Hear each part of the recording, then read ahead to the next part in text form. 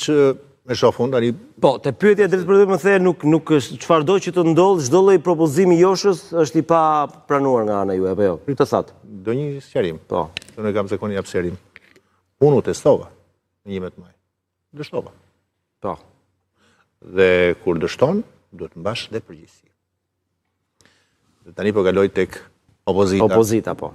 Cila do ishte strategjia që mund të afronte tek fitores? Po themi që do fitonte, se atë se thot as PD-ja, prandaj. Në këtë situatë, do të themi gjën e parë, në këtë situatë, ku nuk bën zgjedhje të ndershme në këtë vend,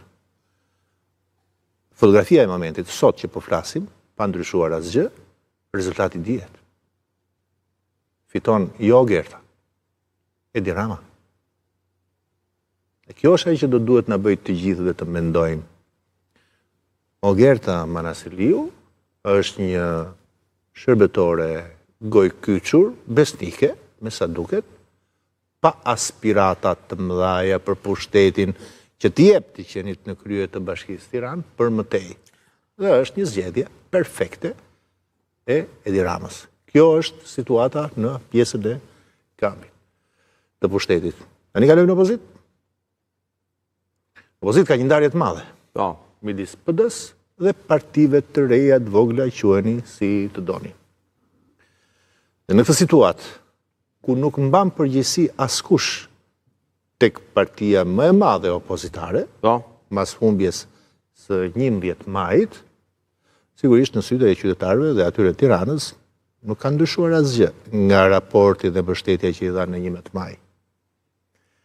Ndërkohë, çfarë do ishte një zgjidhje që e them unë brenda situash asaj të voglësime.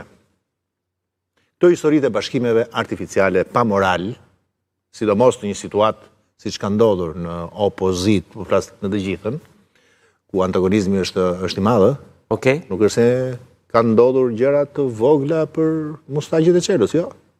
Është konceptual, është identitar, të paktën kështu unë dua t'i shoh partitë e reja, do duhet ishte tjetër zgjidhja, synimi. Synimi do duhet ishte që lëvizjet e reja politike, nëse janë serioze dhe ato, se kjo është për t'u parë tashmë, ka filluar që të kem edhe unë dyshimet e mia, por nëse janë serioze, lëvizjet e reja që kanë një lloj afiliacioni nga e djathta, do duhet bëni një gjë. Të gjeni një kandidat të tyre. Partitë e reja.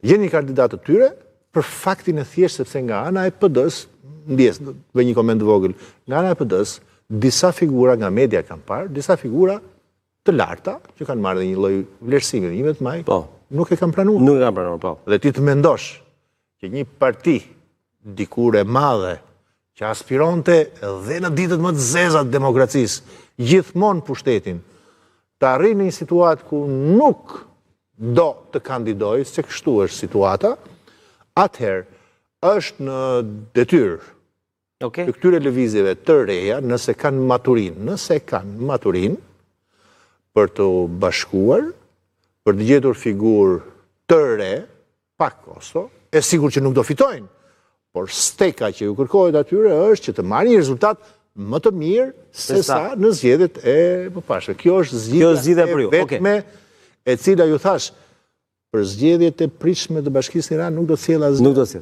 Por Rama do të jetë aty me Ogertën pa Ogertën. Faleminderit. Çështja është në 2027 e në vazhdim. Ajo mbetet sfida e madhe e opozitës, ndërkohë shumë shkurtër e diçka meqense u shpreh zoti Kume, kush e merr mandatin e zonjës Manasaliu? Do me një grua për një burr. Jo, ta japëm përgjigje. Jo, vetëm 30 sekonda. Për mua është shumë e thjeshtë për disa fakte. Në Partinë Socialiste janë marrë diku ke 19 mandate, apo jo? Një. Nga të cilat janë, më duket, 10 femra në burra. Zonja edhe 2 bëhen 10, dhe në këtë rast, rregulli që parashikon kodi zgjedhor është i thjeshtë. Nga lista e hapur, zbatohet rregulli sipas së cilit më i votuari, dhe në këtë rast nuk është zoti Qefalia, i cili ka marrë vota më shumë se sa të tjerë. Ndërkohë, pretendimi që ikë një grua, Okej, nuk qëndron, po thua. Nuk qëndron për faktin sepse gjinia e nënpërfaqësuar, zonjat në këtë rast, do të janë të përfaqësuara për faktin se kanë më shumë se sa 1/3. Kushtetuta thotë që gjinia e përfaqësuar do të ketë së paku 1/3. E kanë. Faleminderit. Zoti Ali